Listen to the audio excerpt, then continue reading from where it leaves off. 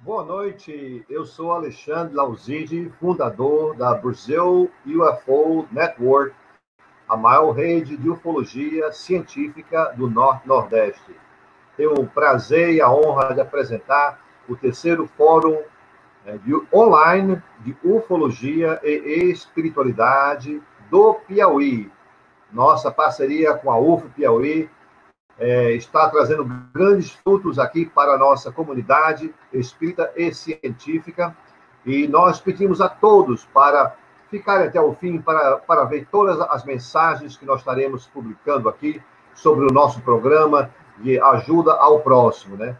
Estamos aqui no segundo dia do fórum, e nós estaremos hoje com o professor Antônio Miranda, da Universidade Federal Rural de Pernambuco, com o tema A Visão da Astrofísica sobre a Vida Fora do Planeta. O professor Miranda, ele é do Departamento de Física da Universidade Federal de Pernambuco, doutor em Astrofísica Estelar. Pense só, ele tem muita coisa a contribuir com a nossa palestra aqui, com o nosso fórum, né? Ele está aqui conosco já, apostos, colocando aqui a imagem dele aqui. Professor Miranda, boa noite. Como é que está você hoje à noite? Boa noite a todos e a todas. Muito obrigado pelo convite. Estou satisfeito em estar participando novamente com vocês. Eu quero, antes de mais nada, agradecer ao honroso convite do Alexandre Lauzide, do César Crispim, de todos que fazem o UFO Piauí, e dizer que, mais de uma vez, eu já falei que gosto muito do estado do Piauí. Eu tenho 2 filhos que são 50% piauienses, 50% pernambucano, né? E já fui várias vezes ao Piauí e gosto muito do povo daí. Gosto bastante de cajuína, gosto de peta e gosto de doce de buriti. Então, é um local muito bacana que eu gosto muito. Então, será um prazer estar com vocês e dizer que essa atividade de agora tem pessoas de vários locais. Tem pessoas de Pernambuco, tem pessoas do Piauí, eu sei que tem pessoas de vários estados. Eu quero aproveitar também e agradecer a professora Patrícia Oliveira, que é da Secretaria de Educação da cidade de Novo Hamburgo, no Rio Grande do Sul, que está nos assistindo, que tem colaborado com minhas atividades de ensino de astronomia, inclusive fazendo aí a revisão do meu material que eu estou apresentando aí, dos meus slides. Então, agradeço novamente a ela. E não sei qual é o momento que a gente pode começar. Se você quer fazer algumas outras considerações, esperar um pouco. Eu gostaria de pedir a todos que essa live é gratuita, totalmente gratuita, mas nós estamos pedindo a todos que colaborem com o nosso esforço. Nós estamos levantando cestas básicas para o pessoal do interior do Piauí, né, e do Maranhão. Eu pediria a todos para colaborarem, na medida do possível, com meia cesta básica, uma cesta, 2, o que for possível, para que nós possamos ajudar os nossos irmãos aí no interior do Piauí e do Maranhão também. Ok? Vamos lá, professor. E no final, eu pediria para vocês guardarem as suas perguntas para o final da palestra, porque aí nós tiraríamos o slide e passaríamos todas as informações sobre como entrar em contato com o Crispim, como fazer as doações, né? Nós temos um PowerPoint aqui que já está aqui na tela, né? E eu pediria a vocês para terem um pouco de paciência, porque essa apresentação requer um recurso extra de apresentação pela importância que nós temos aqui relativa à astrofísica e à vida extraterrestre. Professor Miranda, agora é com você aí. Olha, antes de entrar no tema propriamente dito, eu quero fazer umas considerações iniciais. Eu sei que esse fórum é o fórum dos ufólogos e o fórum dos espíritas. E certamente também dos católicos, dos evangélicos, das pessoas espiritualizadas e das pessoas religiosas e das pessoas que leem e militam no mundo da ufologia. E eu sou a pessoa que vai expor uma visão daquilo que a gente chama ciência oficial. E eu faço questão de dizer e repetir sempre, a ciência oficial, ela não é a verdade absoluta, não é. Mas, até o momento, é a melhor forma, a melhor maneira que a humanidade encontrou de explicar a natureza. Até o presente momento, porque a verdade defendida à época de Isaac Newton, a verdade científica, foi derrubada pela verdade do Albert Einstein. E a verdade que a gente tem agora, como verdade científica, certamente será melhorada ou derrubada futuramente. Então, a ciência não é uma resposta definitiva e absoluta. Mas as pessoas que praticam a ciência têm uma espécie de fé de ofício de dizer, se não está referendada pela ciência, não é. É uma visão aparentemente prepotente, mas não é, tá? Com todo respeito às outras formas de pensar, de interpretar, de descrever, mas aquilo que não está nos manuais da chamada ciência padrão oficial, nós consideramos que não existe.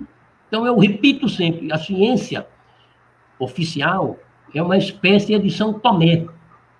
É como tem aquele quadro da comédia, o Pedro Pedreira, que não tem mais provas, né, oficiais, não vale. E as provas oficiais são aquelas que seguem os determinados métodos científicos de experimentação, comprovação, repetição, modelos, né, e que são publicados em livros oficiais, revistas científicas oficiais e comunidade científica oficial. Dentro desse universo, dessa turma, aqui tem o padrão de verdade científica. Mas a verdade científica pode não ser a verdade dos fatos. Mas eu vou falar de como essa tal de ciência oficial vê as coisas, né? Eu estou falando aqui astrofísica. A astrofísica é um pouco a astronomia com a física e com as ciências afins e correlatas, de engenharias, matemática, computação, toda essa ciência hardware, pesada, dura. É esse mundo. Então, é em nome dessa maneira de pensar que eu vou defender essas ideias, tá? Então, eu digo assim, tudo que eu falar que aparentemente aparentar uma prepotência ou ser o senhor da verdade, não é com nenhum desrespeito à espiritualidade, nem às experiências de outros campos das faculdades humanas. Não é nenhum desrespeito, tá? Então, se por acaso eu passar alguma visão desrespeitosa, eu já peço antecipadamente desculpa e pedirei qualquer momento que for citado essa pretensa maneira arrogante que não, tá bom? E aí é o seguinte, a ciência dessa que eu vou falar, nessa ciência não tem o verbo eu acredito, eu acho, eu sinto. Não tem. Esses verbos estão fora. Tem o verbo eu medi, eu calculei, eu botei no modelo teórico, matemático, computacional, eu botei nos instrumentos tecnológicos. Isso. E não tem acreditar ou não acreditar. Tá? Então, é nesse mundão que eu vou falar. Mas, aí alguém pergunta, mas a ciência da astrofísica vira as costas ao tema vida extraterrestre? Eu digo que não. A ciência não vira as costas a esse tema. A ciência tenta, de alguma maneira, investigar e buscar comprovações dentro do seu mundo científico.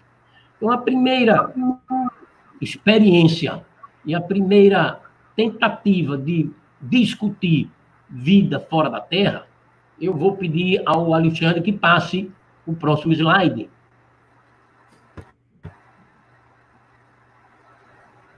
E vou mostrar esta imagem.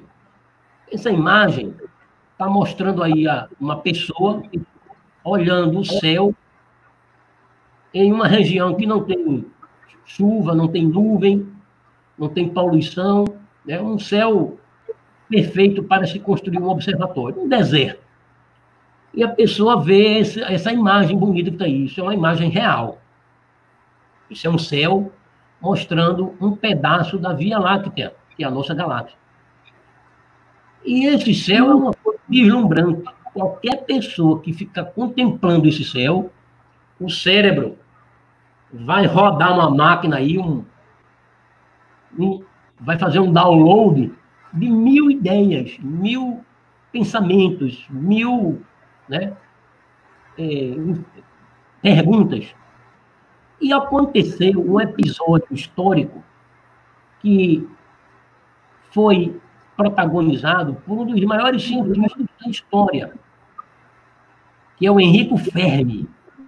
O Enrico Fermi era um físico italiano que foi para os Estados Unidos, fugido na Segunda Guerra, e foi uma das pessoas que idealizou o modelo de fissão nuclear, que se juntou com Léo Szilard e com Albert Einstein, e convenceu o governo dos Estados Unidos, do Frank Roosevelt, a produzir a bomba atômica no projeto Manhattan, usando o argumento de que Hitler e os nazistas estavam construindo uma bomba também.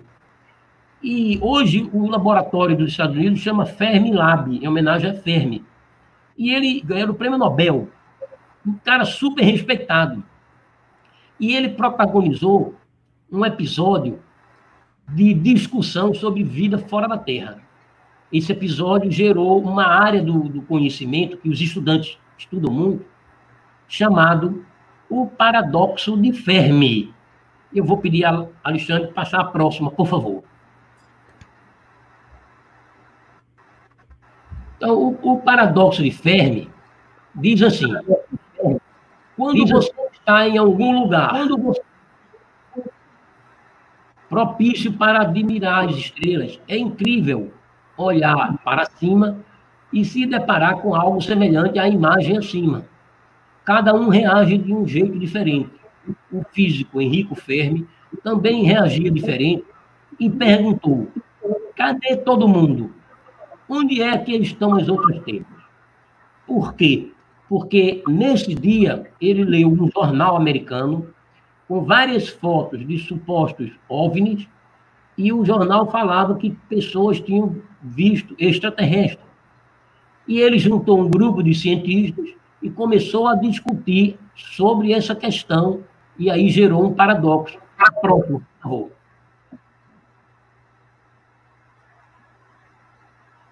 Próximo slide. Então, aí o paradoxo de Fermi é a contradição entre as altas estimativas de existência de civilizações extraterrestres e a falta de evidência ou contato com tais civilizações. Quando tem dito aí a falta de evidências e a falta de contato, é do ponto de vista desse cientista. Não é do ponto de vista dos ufólogos. Os ufólogos vão dizer que sim. Mas esse cientista muito cético, ele diz, para mim, não tem evidência científica, não tem contato comprovado cientificamente, então tem uma grande contradição. Tem estimativas, mas não tem nenhuma prova. E ele criou esse paradoxo. Como era o Enrico Fermi, um cara muito famoso, muitos professores, estudantes, cientistas, ufólogos, começaram a tentar responder essa contradição, esse paradoxo. E aí gerou uma das áreas da pesquisa na busca de vida extraterrestre. Você entrar na internet ou procurar estudantes de física, de astronomia, muitos deles produzem trabalhos e artigos sobre o paradoxo de Fermi. Muitos defendem uma posição, muitos defendem outra, mas, enfim, esse paradoxo, ele entrou na academia, no mundo científico, e fez com que os cientistas, mesmo céticos, eles mergulhassem nessa temática. Ou seja, a temática da ufologia da vida extraterrestre está presente na vida da ciência exata, dessa ciência dura que eu falei, dentro das normas e das leis científicas, claro, restrito àquela maneira de ver da ciência, mas está no debate. Até agora, até o presente momento, as conclusões desse mundo do paradoxo de Fermi são de que não há prova científica de que existe vida extraterrestre. Ainda. Então, tem que colocar a palavra ainda. E o debate está feito. Então, eu faço uma provocação e uma conclamação para as pessoas que tiverem interesse buscar, estudar, ler sobre o paradoxo de Fermi. Ele é muito mais profundo, muito mais complexo do que eu estou aqui simplificando apenas. Mas é a primeira tentativa oficial da ciência oficial mergulhar nessa temática. Inspirado pelo paradoxo de Fermi, apareceu um outro cientista que queria, segundo a visão dele, buscar responder o paradoxo de Fermi. Né? E eu vou pedir ao Alexandre para passar o próximo slide, que é a equação de Drake, do Frank Drake. Né? A equação de Drake é famosa, certamente vocês já ouviram falar muito. Né? É um estudo probabilístico usado para estimar o número de civilizações extraterrestres ativas na Via Láctea com as quais poderíamos estabelecer comunicação. Ela foi formulada pelo Frank Drake na esteira, no vácuo da discussão do paradoxo de Fermi, no ano de 1961. E ele fez uma fórmula matemática para se calcular o número de civilizações. Mas, atenção, ele fez uma fórmula para buscar civilizações extraterrestres apenas dentro da Via Láctea. A Via Láctea é uma galáxia entre as bilhões e bilhões de galáxias que existem. Ele fez restrito a Via Láctea. Depois, a civilização tinha que ser tão desenvolvida, igual a gente, ou mais, para poder ter comunicação eletromagnética. Onda de rádio, micro-ondas, aparelho celular, sei lá, todo tipo de comunicação. Se for uma civilização sem comunicação, ele não conta. Por quê? Porque ele quer saber o número de civilizações que pode manter um contato, né, por comunicações tecnológicas. E ele criou a fórmula, e essa fórmula está aqui embaixo. Eu vou explicar o que é cada um desses parâmetros. Ele bota N é o número de civilizações inteligentes com comunicação na Via Láctea, R, F, NE, FL, FI, FC e L. Cada um desses parâmetros ele vai explicar. Metade desses parâmetros são parâmetros que a gente pode usar os telescópios, pode usar a tecnologia para calcular bonitinho. Os últimos parâmetros, não. São parâmetros de ideias, de de pensamentos de evolução social, filosófica, que não tem nenhum valor do ponto de vista de uma equação matemática. São coisas muito vagas. Então, eu vou pedir a Alexandre para passar a próximo slide para a gente ver. Então, ele diz que N é o número de civilizações extraterrestres em nossa galáxia com as quais poderíamos ter a chance de estabelecer comunicação. É o que ele busca. O primeiro R, chama R asterisco, é a taxa de formação de estrelas na galáxia. Isso a astrofísica sabe. Quantas estrelas nascem na galáxia? Porque quando nasce uma estrela, ao lado dela nasce o planeta. O planeta e a estrela nascem juntos, tá? F índice P é a fração daquelas estrelas que possuem planetas em sua órbita. Então, por exemplo, se essa estrela fosse o Sol, né? E outra estrela que não tivesse planeta, então a gente teria das duas estrelas, uma com planetas, outra sem planeta. É raro ter uma estrela sem planeta. Mas para ele, obviamente, só interessa a estrela que tem planeta, claro. N índice E é o número de planetas que permite o desenvolvimento da vida. Então, não é qualquer planeta. Por exemplo, se for no nosso sistema solar, não serviria Mercúrio, porque Mercúrio está tão próximo do Sol que o calor lá não permite evoluir a vida como nós conhecemos. Então, ele tem que ser o planeta ligado à estrela que possa ter condições de vida. Tá? O próximo slide, por favor. F índice L é a fração dos planetas com potencial de vida realmente desenvolvida. Então, não serve um planeta, por exemplo, como Marte, que se acredita que no subsolo de Marte tem pequenas bactérias microscópicas. Não serve. Só serve potencial de vida que evolua. Né? O F índice I é desses planetas que têm vida, aquele que permitiu a vida ser inteligente. Ou seja, não serve uma vida, por exemplo, se for um peixe, um jacaré, não serve. É vida, mas tem que desenvolver inteligência. Tá? O FC é a fração desses planetas que, além de ter vida inteligente, desenvolveu tecnologia. Não adianta, por exemplo, se botar o homem da caverna. É um ser inteligente, mas não desenvolveu tecnologia. Né? E o último é o tempo de vida daquela civilização. Porque pode ter uma civilização inteligente e o tempo de vida ser, por exemplo, 10 milhões de anos. E aí, depois de 10 milhões de anos, aquela vida desaparece, o planeta desaparece, a estrela explode. Então, ele levou em conta todos esses parâmetros. É uma coisa muito complicada, mas há uma certa lógica nisso. Por favor, próximo slide. Então, ele começou a fazer os cálculos, naquela época dele, na década de 60, e começou a dizer que, pelos dados que ele tinha, a galáxia tinha 7 estrelas por ano, metade dele tinha planeta, 50%, apenas 2 evoluía a vida, 1/3 a vida era inteligente, 1/100 a vida produziu equipamentos, e o tempo de vida era 10 mil anos, o tempo de vida daquela civilização. Então, quando ele substituiu naquela fórmula dele, ele disse, epa, fazendo as minhas contas, é possível que tenha mais ou menos 2 civilizações inteligentes com telecomunicações na galáxia Via Láctea. Não deixou de ser um resultado. Né?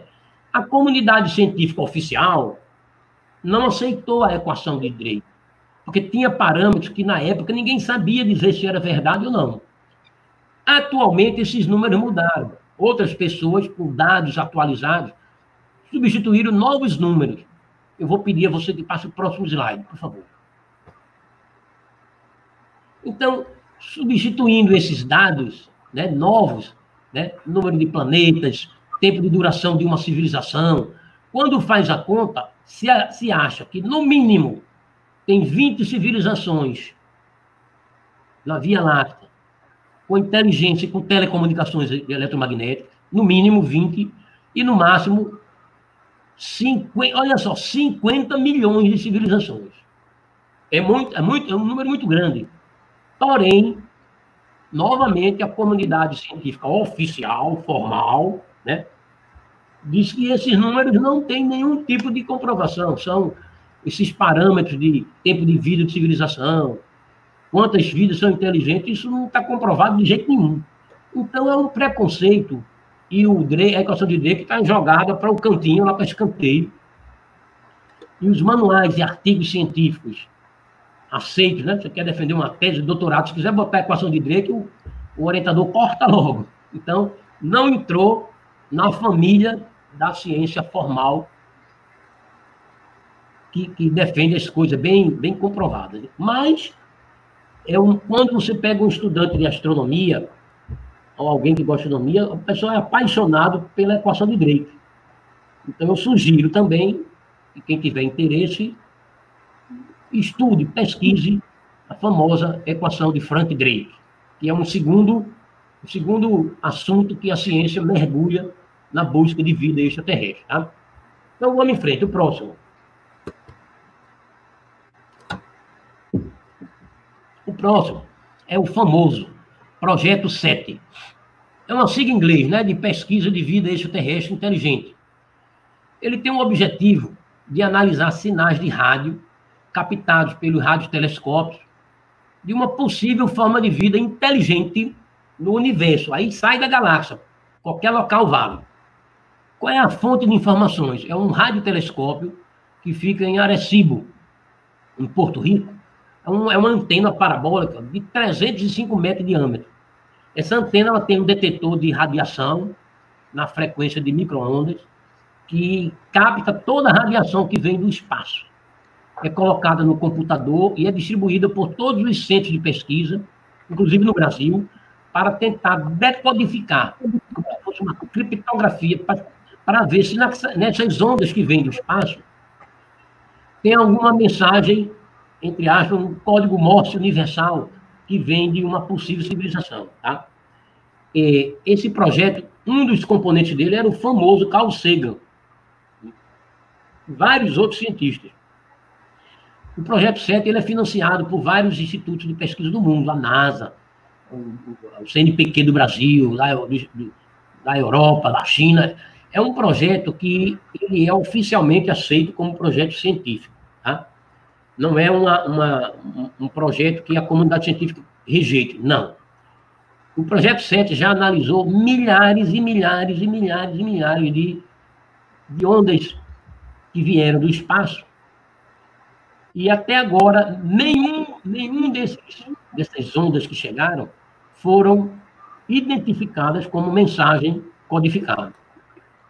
Por um motivo claro, ninguém conseguiu, ou porque não veio, ou porque não existe, é apenas uma radiação de uma estrela, de um cometa, de algum astro, de uma galáxia, ou se for uma radiação, um possível contato extraterrestre, ninguém soube.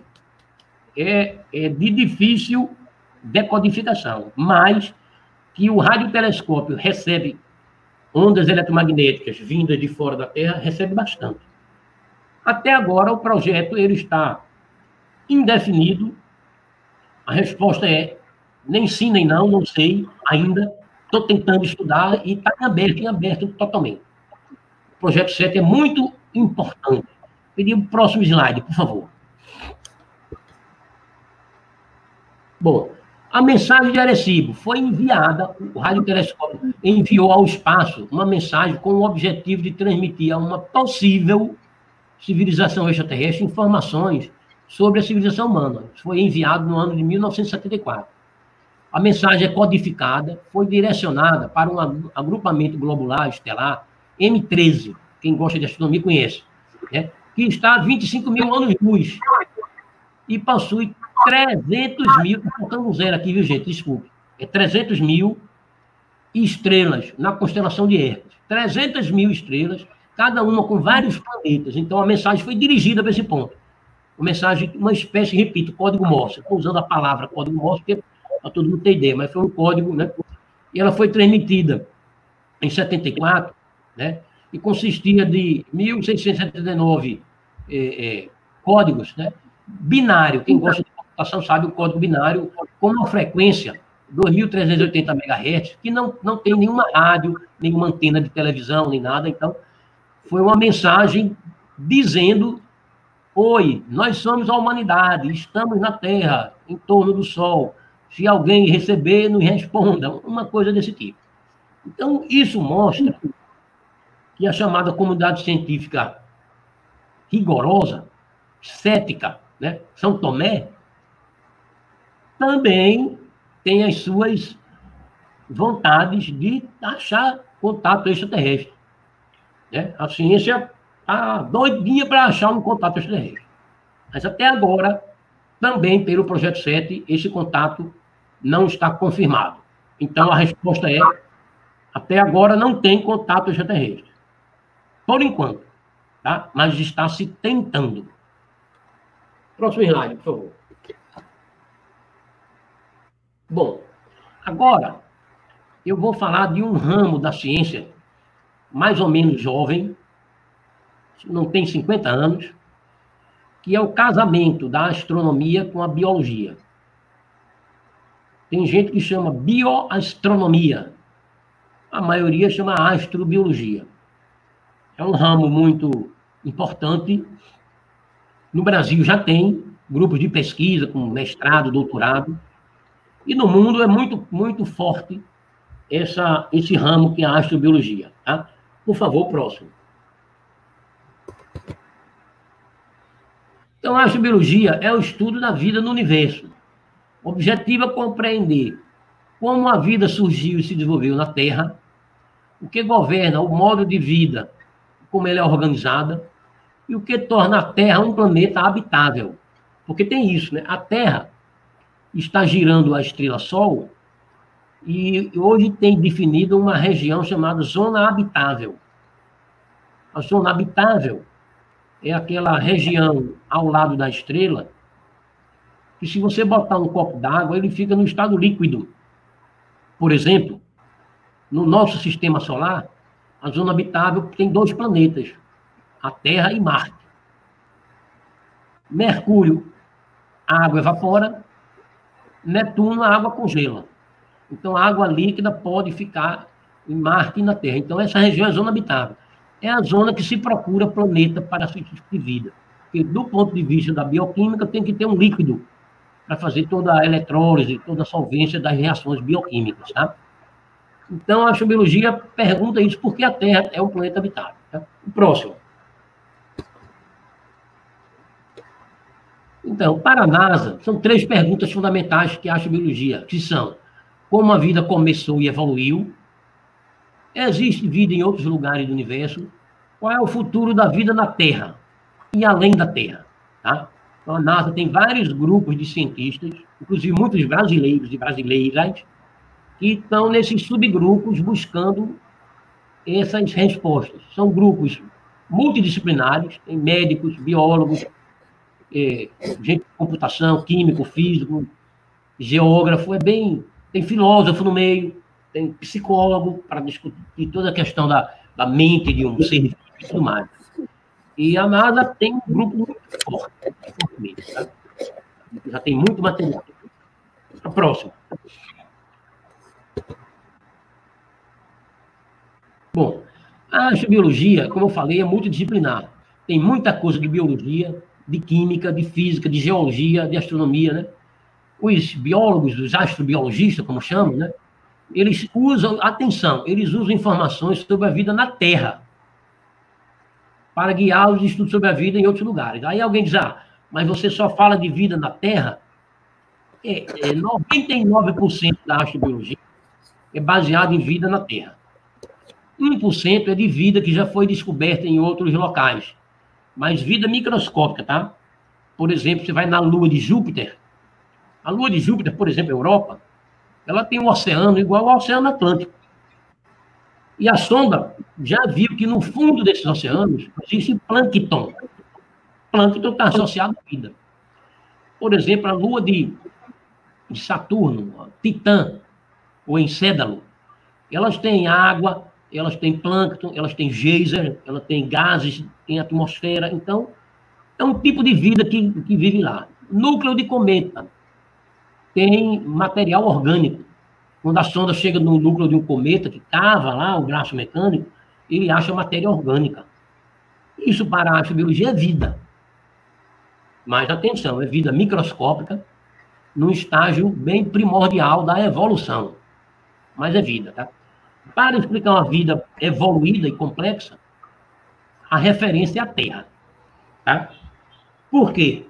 Porque nos outros lugares só se achou essa vida microscópica e embrionária. Então a Terra é o padrão, vamos dizer assim, tá? É a nossa referência. Bom, a próxima, por favor. Bom, aí eu vou fazer um parêntese para falar de uma coisa que eu não domino, eu apenas tirei dos livros, mas eu vou inserir aqui na continuidade da astrobiologia. Existe um estudo essa palavra bonitona aí, né? Estromatólito. O que é um estromatólito? É uma rocha fóssil formada por atividade de micro-organismo vivo em um ambiente aquático que, quando estão no fundo dos mares, das praias, né, formam uma espécie de barreira, tipo os arrecifes. Na Terra, tem muitas praias, muitas partes de oceanos que tem estromatólito. Aqui é um exemplo de um estromatólito na Austrália. No Brasil também tem. Essas rochas, elas têm milhões e milhões de anos. Elas guardam como fóssil, né, as primeiras vidas que apareceram no planeta Terra. O próximo, por favor.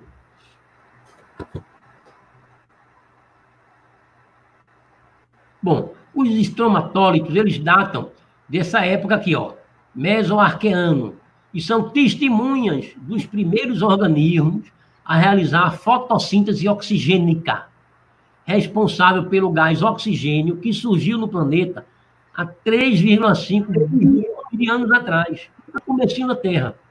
Compõe-se de sílex, que é uma coisa que tem sílica, né? Carbonatos, como calcita e dolomita, são formados a partir de uma sucessão de estágios partindo da esteira microbiana, estromatólito, estratiforme, para finalmente consolidar uma rocha. Os principais micro-organismos formadores das esteiras estromatólicas são os cianocarbonetos. Quem estuda biologia, cianobactérias são vida, são o começo das vidas. Então, esse estudo mostra que um planeta, quando está junto de uma estrela, quando o planeta está muito quente, ele não tem atmosfera para se respirar, não tem vida. Mas se tiver água e as atividades tectônicas produzem a parte líquida, eles, através dessa decomposição do cianocarboneto, eles começam a produzir no fundo dos mares o oxigênio e o ferro. Eles liberam o oxigênio e o oxigênio se acumula na atmosfera primitiva do planeta, e só a partir do momento que se formam as primeiras porções de oxigênio é que as vidas das bactérias que começam pelo mar, elas conseguem sair do mar, respirar e evoluir. Então, o que é que se busca? Se busca planetas que tenham, no mínimo, esse momento de sua história, o momento das cianobactérias que estão produzindo oxigênio e fazendo as primeiras reações bioquímicas, o surgimento da vida. O próximo, por favor. Bom, eu vou deixar essa apresentação com o Lauzide, para quem quiser, a liberada, e eu deixo as referências para o estudo dos estromatólitos. Eu não sou um especialista nisso, eu apenas acrescentei aqui como um complemento à discussão da astrobiologia, e eu deixo aí o livro e o artigo científico, que tem muitos detalhes sobre isso para explicar a vida do ponto de vista dos primórdios da vida, tá? Então, são duas referências, e é um livro e um trabalho de pesquisa científica pelo pessoal que milita nessa área, tá? Não é a minha área. O próximo. Bom, e aí eu falo de um outro tema que eu também é muito curioso, eu também não sou dessa área, né? Que são chamados extremófilos. O que é um extremófilo? É um ser vivo que vive em condições extremas. Porque quando a gente discute vida, a gente pensa na vida na Terra e pensa nos animais e plantas que nós conhecemos.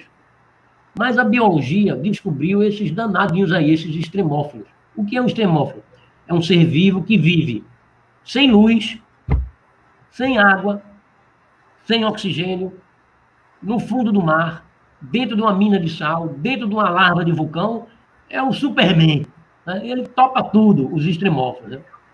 E se os extremófilos conseguem sobreviver em condições tão extremas, é possível que num planeta inóspito para nós tenha seres vivos extremófilos.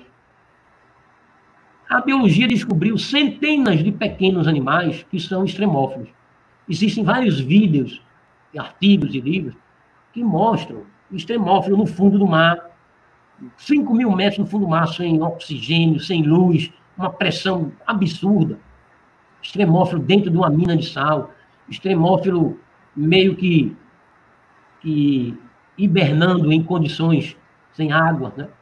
E se existem esses animais em condições extremas, eles podem existir em outros planetas, tá? Existe um extremófilo, que é um extremófilo muito conhecido e usado para pesquisa de biologia, que é o famoso tardígrado. Quem é de biologia sabe disso. O tardígrado é chamado o urso do gelo. É um animal microscópico, é menorzinho do que um piolinho, do que uma lêndia, bem pequenininho, você só vê com o microscópio. Ele tem 6 ou 8 patas, lembra um porquinho. E esse extremófilo, a biologia descobriu que você bota ele num local sem água, ele vive. Você faz tudo com ele e o danado sobrevive. Então, ele é usado como pesquisa de vida resistente em condições muito extremas e possivelmente fora da Terra. O que é que aconteceu? Isso é um episódio real. Israel tem um projeto tipo a NASA de Israel, um projeto que é montar uma colônia na Lua. Israel aproveitou o foguete do SpaceX, Falcon, e botou uma sonda chamada Berensheh, que significa em hebraico origem da vida, alguma coisa desse tipo, né? Os primórdios. E qual era o projeto? Era levar a sonda no foguete, a sonda saía do foguete, descia na Lua ia montar uma base de pesquisa.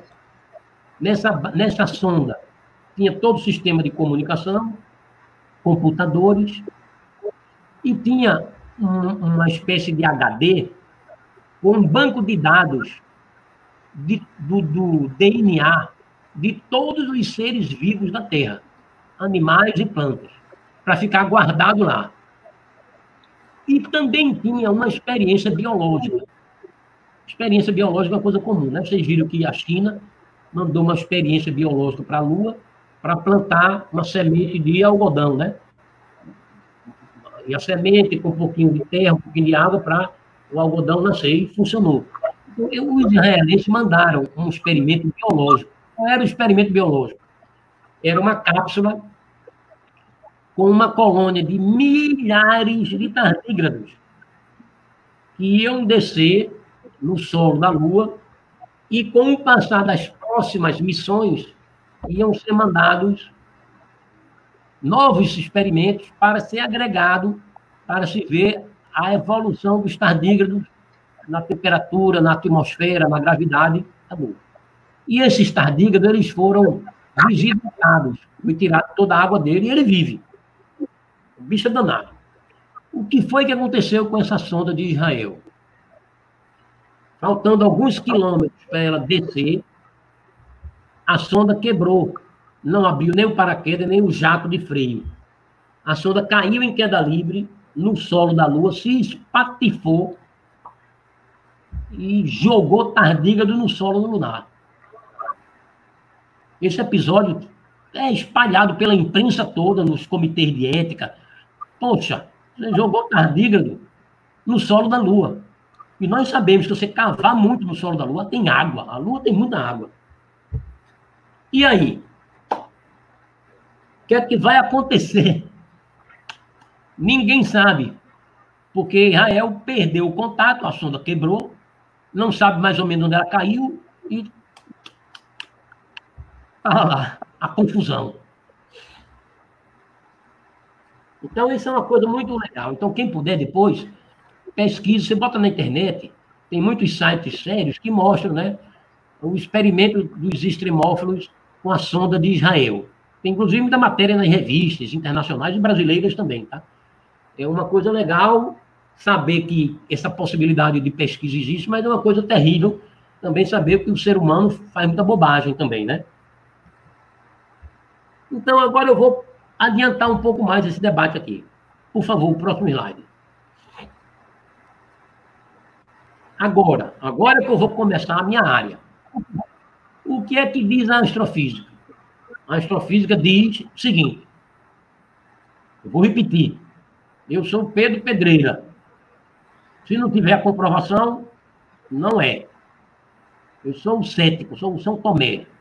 Eu tenho que ver, tenho que medir, tenho que calcular e tirar uma conclusão científica. E tem que ser aceito pelos meus pares. Publico numa revista Nature, Scientific, não sei de quê. Se o comitê científico disser não, tem prova científica, aí a gente diz que é verdadeiro. Se não aceitar, é um chute, não vale. É muito rigoroso. Mas a astrofísica, para falar de vida fora da Terra, ela tem que ver, né? O que é que eu vejo? Como é que eu vou ver um planeta longe que só, né? Como é que eu vou ver? Então, a astrofísica confia na tecnologia e confia nos seus olhos tecnológicos.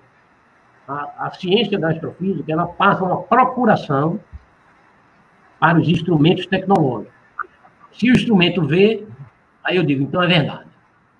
Que instrumentos são esses? Por favor, o próximo slide.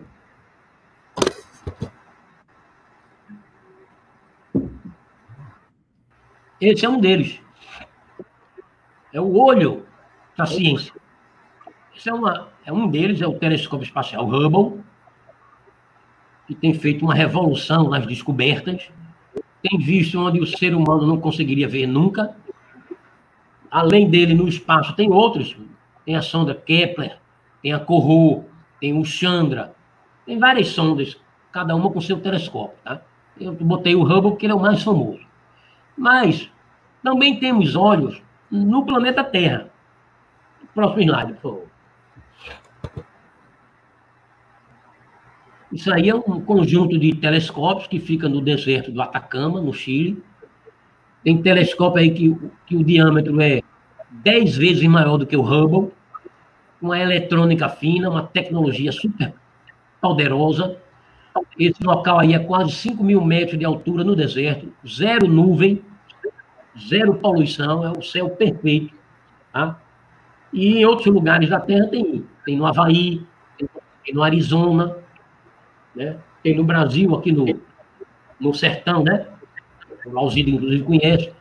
E esses são os olhos que a ciência acredita. Se esse instrumento vê, né, o que ele vê, eu confio. Tá? Esse é o mundo, é o mundo da ciência astrofísica. Tá? Bom, então, por favor, o próximo. Então, se um telescópio vê um sistema como esse, isso aqui é apenas um exemplo, isso é o nosso sistema solar, né? Se o telescópio vê uma estrela e ao lado da estrela vê planetas, aí eu digo, então ali de fato tem uma estrela e tem um planeta. Mas isso não é suficiente para a discussão da vida. Eu vou fazer um cálculo usando as leis de Kepler e outras leis conhecidas, e eu vou descobrir quais desses planetas estão na zona habitável. Se estiver na zona habitável, eu vou começar a investigar aquele planeta. Se não tiver, não interessa. Para discutir vida, né? Interessa para outras descobertas, claro. Mas para discutir vida, só se olha se ele estiver na zona habitável. Mas aí alguém pode dizer, peraí, Se no sistema solar só tem dois planetas na zona habitável, que é Terra e Marte, como é que eu vou estudar a vida em outros mundos, outras estrelas, outros sistemas solares, outros sistemas estelares? Aí se criou um ramo da astronomia chamado exoplanetas. Exo é fora, né? Planetas que estão fora do sistema solar, em outras estrelas. Aí é a busca científica dos exoplanetas. Por favor, próximo. Então, exoplanetas, como o nome diz, são planetas que giram ao redor de outras estrelas, fora do nosso sistema solar. O próximo.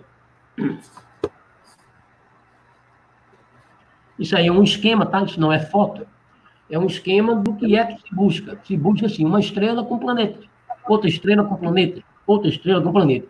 E aí se desenvolveu tecnologia da chamada espectroscopia, técnicas de observação, cálculo computacional, sistemas eletrônicos, para se olhar com os telescópios, se absorver a luz e fazer todas as contas que a tecnologia permite.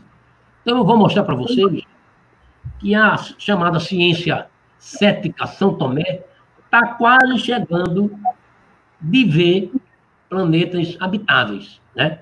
Porque a lista dos exoplanetas já tem mais de 1000 planetas descobertos. Vamos pro próximo.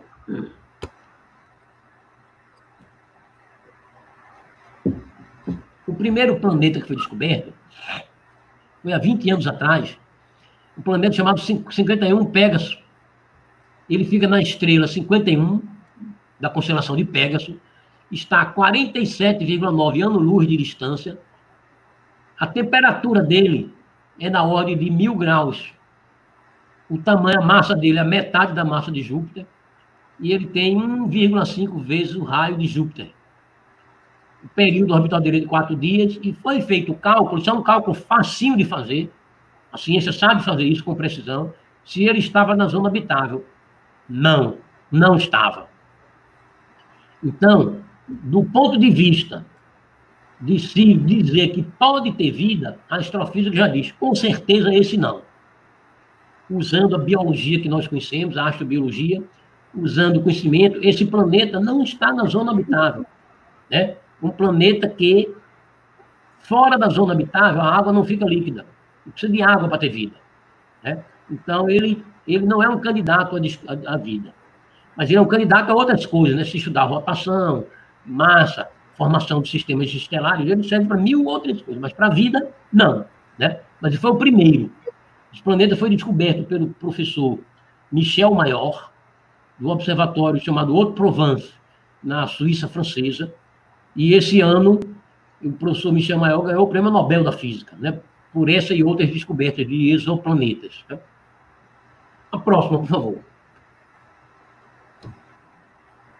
O outro planeta, Kepler 22b, a estrela chamada estrela de Kepler, a distância 620 anos-luz, está perto, constelação do Cisne, período 290 dias, quase igual à Terra, né? Temperatura entre menos 11 e 22 graus, oba! Né? O tamanho dele, 2 vezes 2,4 o tamanho da Terra, está na zona habitável, sim. Vitória! Um planeta longe do sistema solar, girando em torno de uma estrela que está na zona habitável, a temperatura dele é bem gostosinha. Então, é um candidato.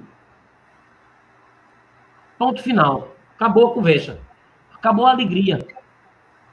Por quê? Porque a tecnologia não permitiu se fazer prospecção dentro do planeta. Ele está muito longe.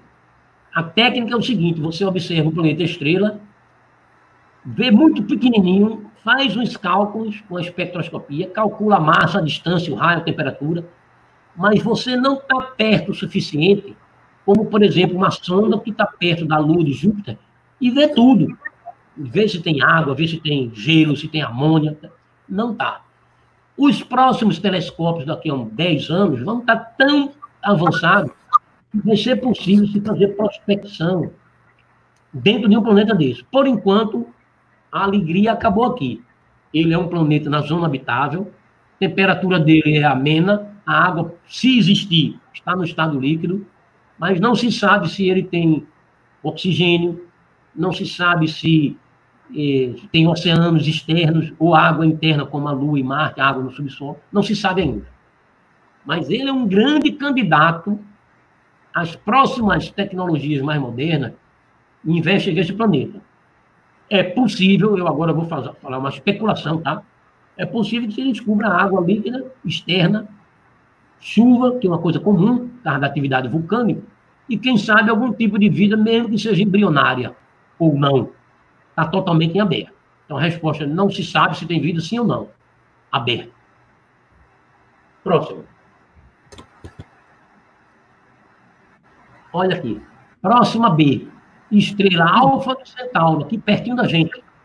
Distância 4,2 anos-luz, vizinho. É a estrela mais próxima do Sol.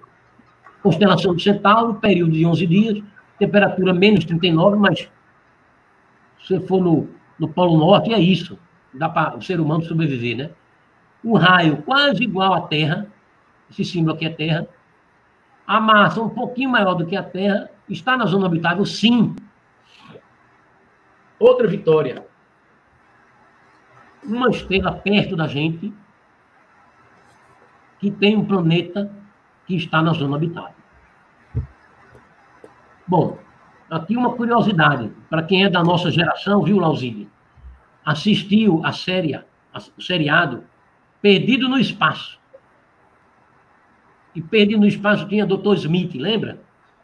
Lembro. Era uma ficção científica de uma família que ia colonizar um planeta em Alfa Centauro. Foi na década de 60, 70, né, essa série, 1970, por aí. Olha, a ficção científica, às vezes, acerta, né? Mas, novamente, é só o que se sabe por enquanto. Não se sabe mais nada. Está se esperando nova tecnologia para se descobrir mais coisas. Próximo.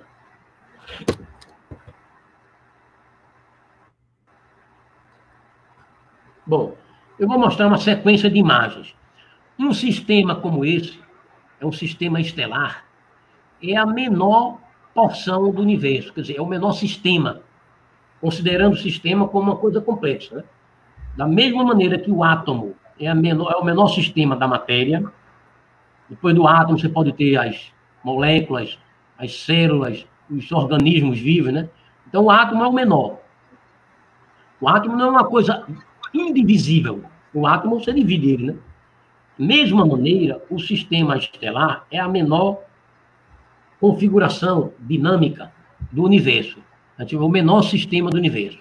Se você conseguir se afastar do sistema solar, ficar bem longe, e você olhar, por exemplo, o sistema solar com todos os seus vizinhos, sabe o que é que você vai ver? Vai ver uma porção de sistemas solares, sistemas estelares, tão juntos, que você não vai conseguir ver se eles estão muito separados ou não, e tão longe que você está. Então, eu vou mostrar a próxima imagem, por favor.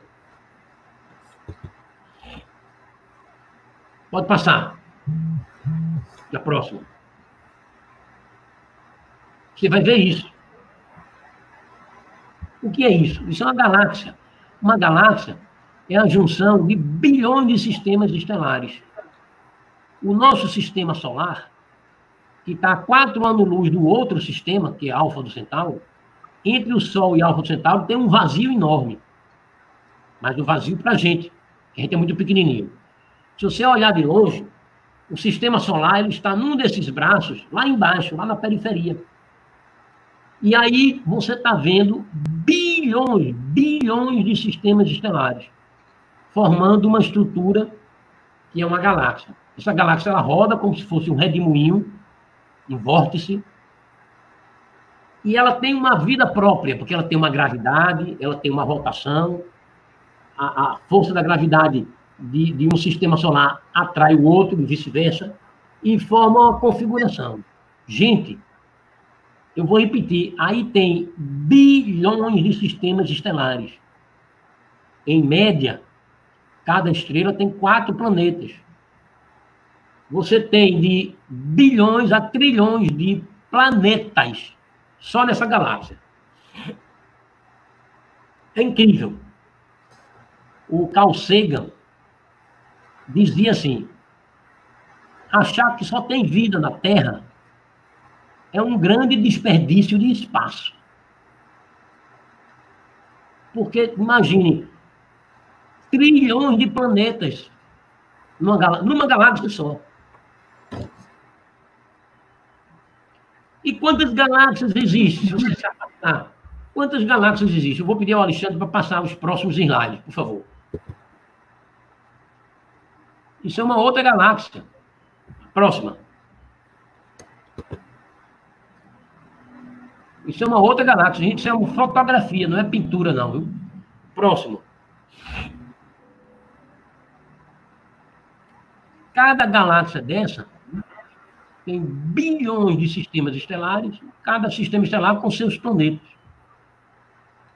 Mas se você olhar de longe, você vai ver muitas galáxias. Mostra o próximo, Alexandre. O próximo, a outra. A próxima. Olha, gente, isso aqui é uma fotografia real, tirada pelo telescópio Hubble, que eles chamam Ultra Deep Field, campo ultra profundo. O telescópio Hubble, ele deu um zoom e foi pegar objetos que estão a 13 bilhões de anos-luz. Significa que a luz que sai de um objeto desse passa 13 bilhões de anos para chegar aqui na gente. E essa imagem mostra um enxame de galáxias. Um enxame de galáxias. Cada galáxia com uns bilhões de sistemas solares. A próxima, Alexandre, por favor. Essa é aquela foto mais de perto. Cada objeto desse é uma galáxia. É incrível. É incrível. Tá? A próxima.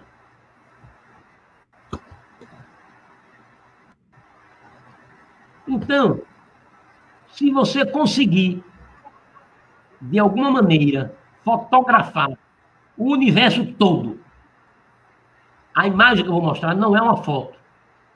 É um trabalho feito pelo supercomputador, uma modelagem computacional. Ele pegou todas as fotos das galáxias que se tem no universo, botou tudo junto e simulou qual é o formato do universo. Ou é uma esponja, ou é um fractal, ou é um tipo de sistema nervoso central. Por favor, Alexandre, mostre. Então, o universo tem esse formato. Cada pontinho brilhante desse é um aglomerado de milhares de galáxias. Estou falando milhares de galáxias. Cada galáxia com bilhões de estrelas e planetas. Então, milhares de galáxias estão tão longe da gente, tão longe, que aparece um pontinho brilhante desse. Os filamentos são teias de galáxias, que estão como se fossem elos de uma corrente, ou teia de uma teia de aranha, de galáxias inteiras. E esses buracos vazios, muita gente chama de vácuo quântico, de energia escura, de matéria escura, ainda é uma polêmica muito grande. Mas a estrutura do universo é essa. Então, eu vou terminar fazendo 2 perguntas que o Carl Sagan fez. As 2 perguntas têm uma resposta única. Você vai escolher a A ou a B. Ele pergunta o seguinte: o que é que lhe assusta mais? Você aceitar que tem milhares de planetas habitados com seres estranhos, cada um mais estranho do que o outro, isso lhe assusta? Ou você imaginar que não existe nenhuma vida no universo, só na Terra? Estamos sozinhos, mais ninguém. O que é que lhe assusta mais? A primeira hipótese ou a segunda? A ciência oficial diz: não sei responder. Nunca comprovei vida extraterrestre, mas a formação do universo é tão grande, os átomos são os mesmos da Terra, a bioquímica é a mesma, a matéria é a mesma, e a probabilidade teórica e hipotética de ter combinação de átomos para formar vida é quase 100%. Então a ciência fica dividida. Nunca vi, nunca provei, mas eu tenho elementos científicos para dizer que a probabilidade é altíssima. E fica nesse conflito.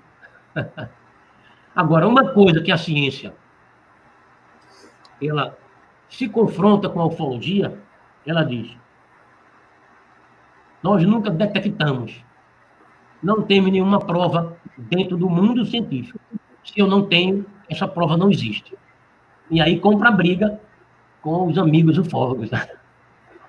Alexandre, eu vou terminar aqui e estou aberto para indagações e perguntas. Muitíssimo obrigado. Pode fechar, porque as outras são outra aula. Ok. Muito bem, professor, muito bem mesmo pela sua palestra. Eu tenho várias perguntas, eu mesmo aqui, sobre a sua explanação aqui, né? Em especial com a questão do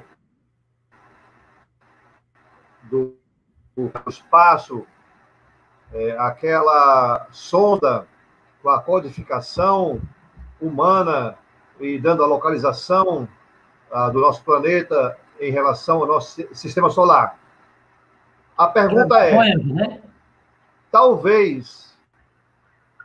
talvez eles não teriam uma tecnologia muito superior à nossa no tocante de, por exemplo, nós estamos com os radiotelescópios apontados para o universo na busca de um sinal como conhecemos, mas, de repente, será que eles estão transmitindo numa frequência de luz ao invés de uma frequência de rádio?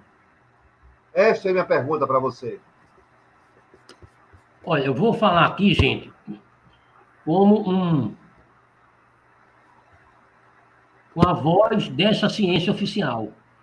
Novamente, eu vou dizer que eu, pessoalmente, não estaria em nenhum momento desrespeitando ou agredindo as visões diferentes. Por favor, tá? Então, desse ponto de vista, quando você diz eles teriam uma tecnologia melhor do que a nossa, a ciência diz, eles quem? Não existe eles. Se não existe eles não teriam tecnologia, porque eles não existem. Porque para a ciência, nós não o vimos, nós não o contactamos, né? E também, dizer que tem uma tecnologia mais avançada que a nossa, oficialmente a ciência diz que isso é literatura de ficção científica, né? É uma possibilidade, quem sabe existe, a ciência diz que não sabe, não viu, e se a ciência não viu, isso está apenas ainda como uma especulação de ficção científica, uma literatura, tá? De ficção científica. Essa é uma resposta meio cruel, mas é assim que a ciência responde. Eu tenho uma observação a fazer para você. Recentemente, em 2017, a Marinha Americana admitiu pela primeira vez ter um programa secreto de investigação de ameaças aéreas anômalas, né? Na qual eles identificaram objetos dentro da nossa atmosfera, uma velocidade de 25 mil quilômetros por hora ou maior, fazendo curvas de 90 graus, desafiando a lei da inércia. Isso aí foi comprovado, isso aí foi, de fato, registrado e admitido pelas Forças Armadas dos Estados Unidos. Nós, ufólogos, sabemos que esse fenômeno existe e não é admitido oficialmente por um embargo nesta revelação, contra a revelação da existência alienígena aqui na Terra. Você tem conhecimento desse assunto? Pela imprensa, sim. E algumas informações de vídeos e de debates. Né?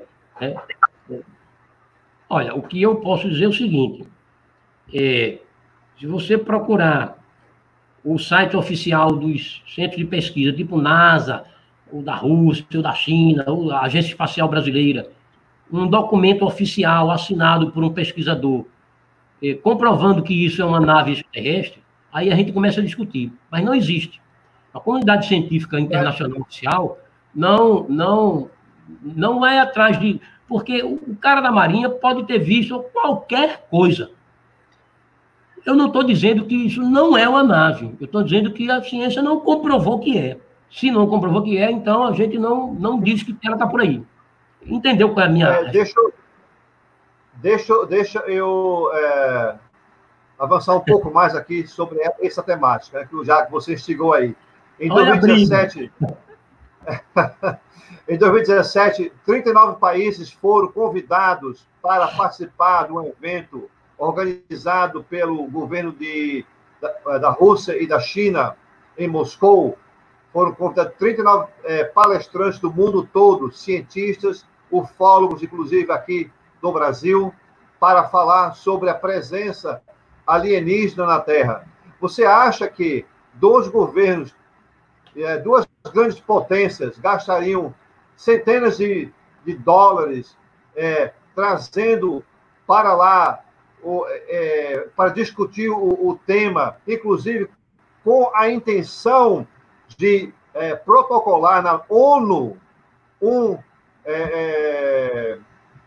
documento para o contato oficial, o que fazer no contato oficial com essas civilizações extraterrestres que nos visitam? A resposta é a mesma.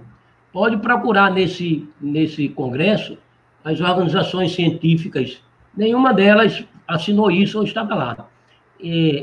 Claro que isso é um debate muito curioso, porque a gente tem um debate de filosofia, um debate de qualquer área do conhecimento humano, se vou pegar o pessoal da área de esoterismo, que são pessoas que pesquisam a psicologia dos fenômenos esotéricos, são conhecimentos que a humanidade adquire e debate, pessoas estudam, tudo, mas eu estou falando desse ponto de vista dessa ciência exata. Ciência não assina embaixo nenhum desses informes, dessas reuniões. Quando eu digo a ciência, eu digo os organismos internacionais de ciência. Pode ver, se você achar um artigo científico ou um livro publicado por esses cientistas que pesquisam essa ciência exata, eles não vão concordar com essas conclusões. Eles podem até participar de debate, de leitura, ouvir coisas curiosas, mas esse confronto é muito forte, né?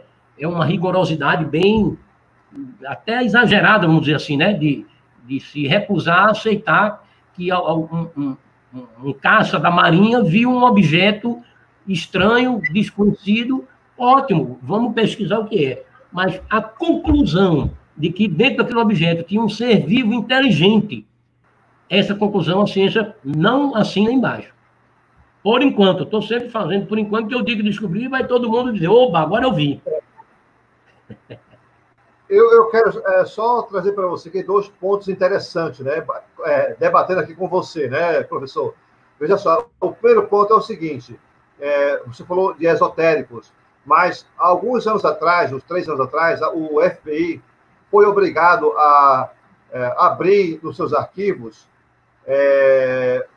investigações sobre o fenômeno OVNI, né?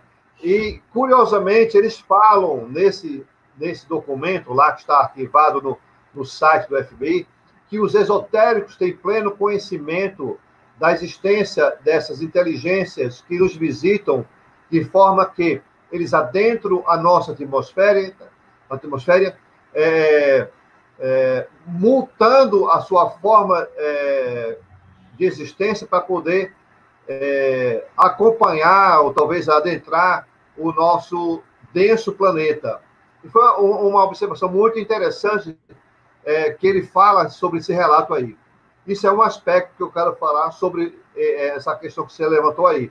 Agora, o aspecto científico que eu quero debater com você é o seguinte, que em 1986, um físico conhecido como Bob Lazar, ele revelou pela primeira vez ao mundo, em 1986, a existência de um elemento que não estava na tabela periódica, era o elemento 115, e ele disse que esse elemento era o elemento extraterrestre que era usado para fazer a distorção no campo gravitacional da atmosfera para que deslocasse na nossa atmosfera aqui, no nosso planeta.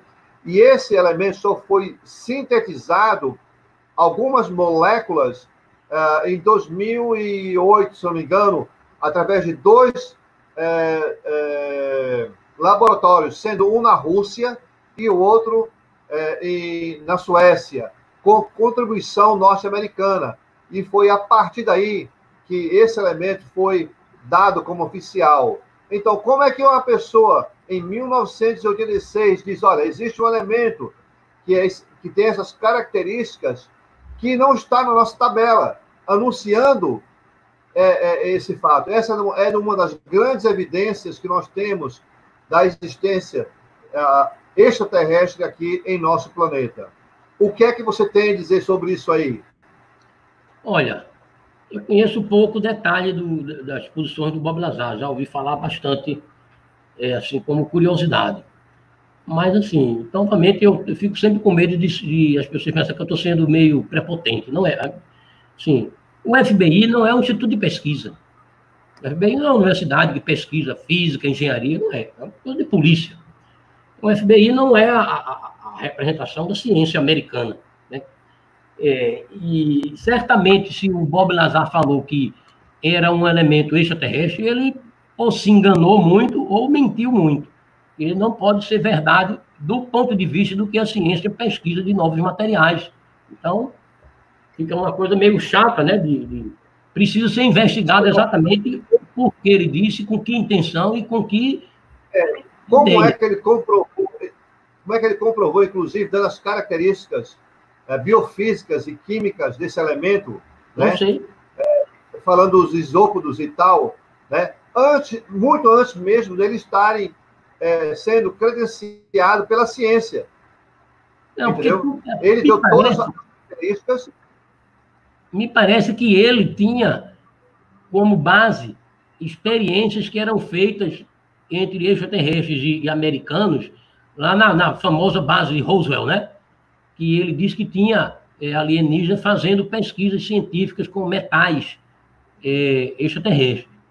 Eu não sei qual foi o motivo que ele disse isso, por que razão, em que estado histórico da vida dele ele teve que falar isso.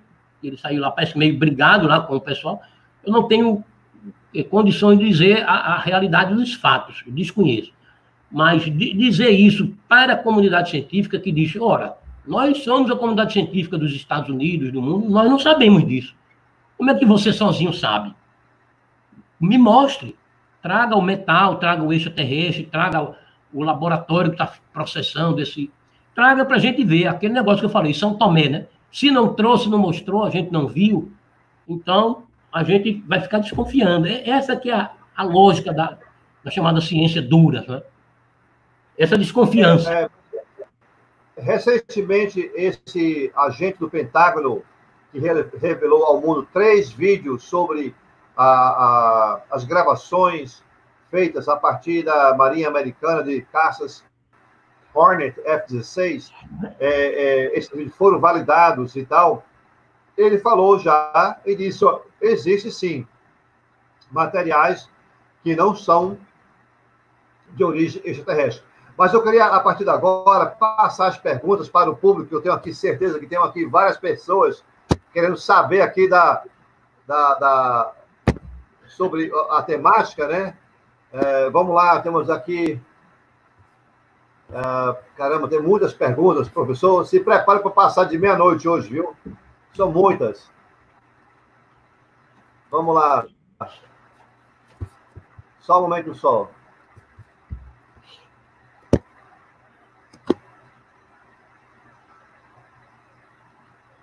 Sofia pergunta: né? Isso não poderia dizer algo sobre uma coisa que não podemos ver, mas está lá, entre outras coisas, como viagens, etc. Poderia falar um pouco sobre essas experiências? Olha, eu volto à primeira frase que eu disse no começo, né? A ciência não é a verdade absoluta. Ela é um conjunto de explicações que o cérebro humano criou ao longo dos milênios, que são as mais aceitas para explicar as coisas da natureza. Muitas coisas a ciência não conhece. Muitas coisas a ciência acha que conhece. E muitas coisas a ciência defende e está errada. Mas a própria ciência vai descobrir com a evolução da humanidade, da tecnologia e dos conhecimentos. Tá? Na época de Aristóteles, se achava que o centro do universo era a Terra, do modelo geocêntrico. Galileu e Copérnico e Kepler e Newton derrubaram. Newton achava que a força era uma força gravitacional. O Einstein disse que não tem força gravitacional, tem a distorção do espaço-tempo. Não se acreditava em telecomunicações. O ser humano descobriu a onda eletromagnética e a internet e os foguetes para sair da Terra. Então, as verdades vão sendo mudadas. É possível que tenha coisas que existam e estejam lá, mas a gente não sabe. A ciência não viu ainda, não calculou, não mediu, não tocou. É possível, sim. O José Vanderlei faz aqui uma observação. Isso só mostra como a ciência falta conhecer. É verdade. A ciência está mais ou menos engateando na descoberta das coisas da natureza. Mas, assim, eu vou fazer uma comparação e, novamente, eu vou pedir 1000 desculpas, né? Porque é um campo minado de sensibilidades, né? Você imagina que os nossos amigos que praticam a religião afro-brasileira, né, do candomblé, têm, em alguns momentos, de receber um orixá e aquele orixá praticar uma determinada ação, né? E a pessoa diz que foi o orixá que veio e fez aquela ação. E a ciência, do jeito que eu estou falando, diz, espera aí, naquela ação foi você que fez. O seu cérebro estava num estágio de transe que você mesmo fez. Não veio ninguém do orixá. Aí você vai magoar a pessoa, porque você falou da fé daquela pessoa, mas a ciência foi muito dura com aquela pessoa, né? E disse que não vê comprovação científica daquele fenômeno. E aí, como é que você entra no conhecimento de outras pessoas e com aquele cuidado de não magoar, tá? Então, é por aí. Eu entendi. Então, o Vanderlei fala mais uma vez, a ciência não está se escondendo atrás de uma ignorância ou não saber explicar e fica mais fácil ignorar? É o que ele pergunta. Eu acredito que não, porque a ciência é um conjunto de leis da natureza, de descobertas científicas, técnicas, com métodos de investigação, com instrumentos tecnológicos. Então, a chamada verdade, essa palavra é muito maleável, né? Mas a chamada verdade, quem está mais perto dela é a tal da ciência mesmo. Todos os outros conhecimentos não têm as ferramentas e o arcabouço que a ciência desenvolveu. Então, a ciência é a melhor maneira que a humanidade desenvolveu para chegar perto da chamada verdade. O próprio Vanderlei tem mais uma pergunta aí. Esse rapaz gosta de perguntar muito. Boa, estas zonas habitáveis não são uma ínfima visão da ciência em só presumir uma vida humanoide? Sim. Mas é isso que nós temos, não temos outra. Então a gente toma como base a vida que nós conhecemos. É isso mesmo. É isso mesmo. A última pergunta aqui, que eu vou postar aqui, já estamos aqui um pouco além do tempo programado para essa live. Deixa eu ver mais uma pergunta aqui dos nossos ouvintes, nossa audiência aqui. Só um momento, professor.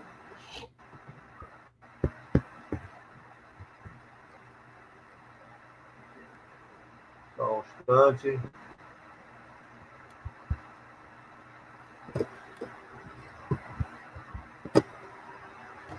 A última pergunta é, não vou nem postar aqui na tela. Você acredita em vida extraterrestre inteligente fora do nosso planeta, professor Miranda? Eu, pessoa, né? Porque a ciência não acredita, até agora. Né? A resposta oficial da ciência é: como nós não fizemos aquele protocolo de ver, medir, calcular, usar método de investigação, não existe. Agora, eu, pessoalmente, a pessoa, Antônio Carlos Miranda, eu vivo imaginando a possibilidade de ter vida em vários outros lugares, porque o cálculo que a gente tem de número de planetas chega da ordem de 4 trilhões.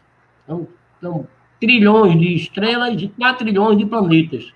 E daquelas duas perguntas de Carl Sagan, né, me assusta mais achar que a gente está sozinho.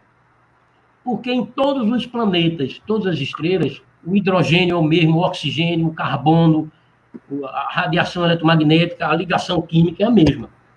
Ora, se na Terra a evolução fez que as moléculas evoluíssem em vida e chegou até nós, por que não isso acontecer em outros lugares? Existem sistemas estelares mais novos e mais velhos do que o Sol e a Terra. E existem muitas estrelas do mesmo tamanho do Sol. Existem bilhões de planetas em zonas habitáveis. Então, na minha cabeça, no meu sentimento pessoal, individual, eu imagino que a probabilidade de existir é real. Então, eu acredito que sim. Mas, enquanto ciência, a gente nunca viu. Ainda. Eu lhe pergunto, você tem conhecimento da teoria da panspermia dirigida? Sim. Existem muitas teorias sobre a vida, e existem muitas teorias sobre como a vida surgiu na Terra, e existem muitas teorias, inclusive, de que falam de que existem mundos em dimensões paralelas à nossa, e que existe, inclusive, teoria que defende o multiverso. Porém, eu volto a dizer, batendo na mesma tecla. Para a ciência oficial, tem que ser observado, constatado, fotografado, filmado, medido, calculado. Se não tiver isso, está fora da resposta oficial da ciência. Está em aberto. Nem não, nem sim, por enquanto. Deixa a ciência evoluir. Muito bem, professor Miranda. Eu gostaria de agradecer a você, principalmente aí para a participação aqui no terceiro Fórum Online de Ufologia e Espiritualidade. Você trazendo a visão da ciência aqui para a gente debatendo sobre o assunto. Eu tenho certeza que no fundo do seu coração você sabe que existe vida inteligente fora do planeta, que está aqui nos visitando, mas você não pode admitir no momento aí, porque a ciência ainda não comprovou. E nós, ufólogos espíritas, já sabemos disso aí há muito tempo, né? Obrigado aí por concordar. Eu quero pedir a todos aí para contribuírem aí na medida do possível com o esforço aí da UFO Piauí, através do César Crispim, nas doações de cestas básicas aí para o pessoal do interior do Piauí, lá do Maranhão. Eu vou pedir permissão agora para passar um pequeno vídeo aqui para vocês terem a ideia desse trabalho, desse grandioso trabalho que o Crispim lá no Piauí está fazendo, ajudando aos nossos irmãos necessitados nesse momento tão difícil aí da pandemia, né? Já é difícil naturalmente para uma grande parte da nossa população brasileira, e agora, em especial, nesse momento em que nos cessou o trabalho, nos cessou as oportunidades, nos cessou até mesmo o fato de você estar livre para ir e vir, né? Tem que estar recluso para evitar, né, professor? O meio ambiente. Muitos de nós estamos, assim, reclusos dentro das nossas casas, não podemos e fora, né? Então, isso aí tem cessado por muita gente aí a receita, o dinheiro do ganha-pão diariamente. Eu vou pedir aqui 2 segundinhos só, me dá 1 segundo só, professor Miranda, para poder localizar esse vídeo brilhante aí que o Crispim teve a oportunidade de nos presentear, demonstrando o esforço dele e de muitos outros, né, nesse momento, para ajudar os irmãos lá do interior do Maranhão e do Piauí. Como ele, também tem outros brasileiros que estão tendo iniciativas similares para ajudar ao próximo. Me dá 1 segundinho só para te poder passar essa ideia aqui. Um momento só, professor. Um momento, pessoal.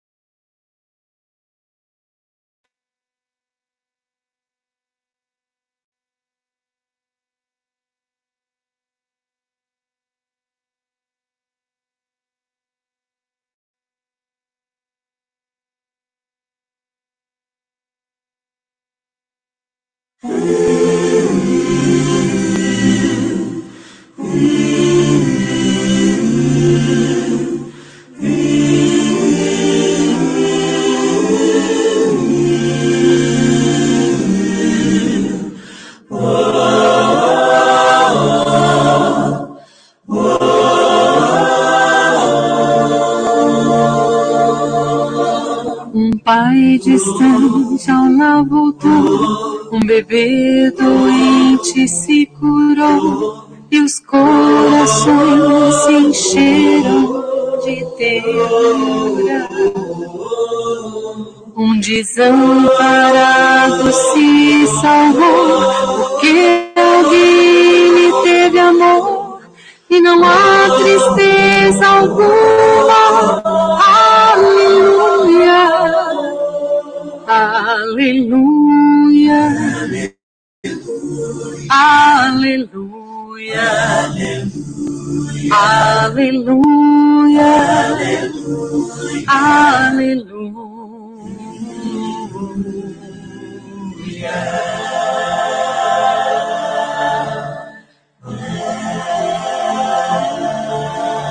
A fé brilhou nos corações e a fome desapareceu. Caridade, enfim, a todos aqueceu.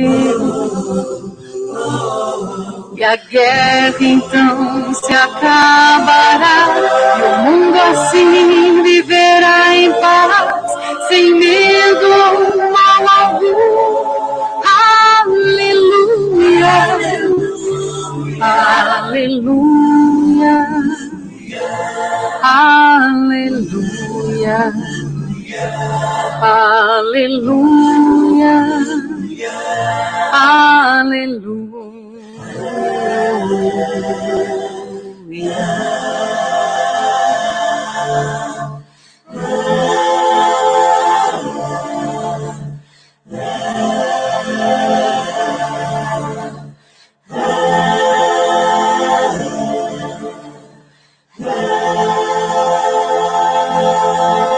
Porque a lei é o amor e não mais existe violência e dor, apenas o melhor das almas puras.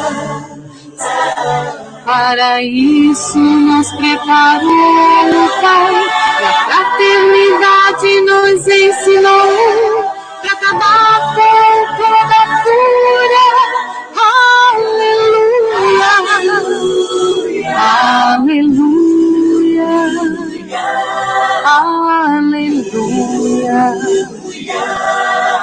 aleluia, aleluia. Aleluia,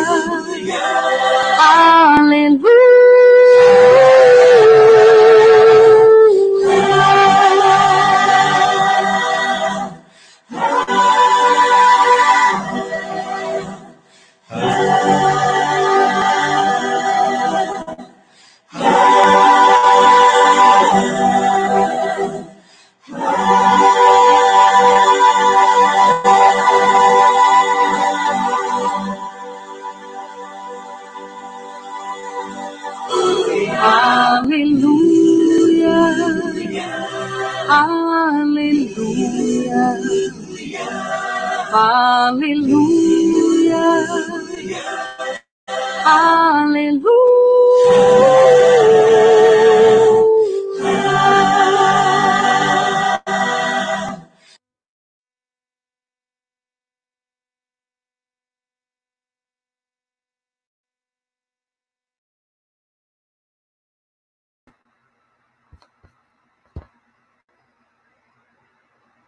Mais uma vez, pessoal, quero agradecer a você, professor Miranda, pela essa contribuição aí do seu tempo, né, em organizar a sua palestra, belíssima, por sinal, contribuindo aí com o nosso esforço aí na UF Piauí, em arrecadar cestas básicas aí para o pessoal do interior do Maranhão e do Piauí, né, e quero deixar aqui um lembrete que amanhã nós teremos, no dia 24, que é amanhã, né, a Margarete Álica de São Paulo, com o tema Experiências Pessoais Cósmicas, viu, professor?